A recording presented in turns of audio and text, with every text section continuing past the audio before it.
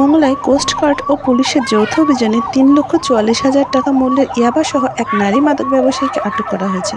আটক নারীকে আজ বৃহস্পতিবার সকালে বাগেরহাট আদালতের মাধ্যমে জেল হাজতে পাঠিয়েছেন পুলিশ সুপার। গোপন সংবাদের ভিত্তিতে বুধবার ১৭ সেপ্টেম্বর রাতে কোস্টগার্ড ও পুলিশের যৌথ বাহিনী পৌর শহরের কবরস্থান রোড সংলগ্ন এলাকায় অভিযান চালিয়ে এই মাদক ব্যবসায়ীকে আটক করেন।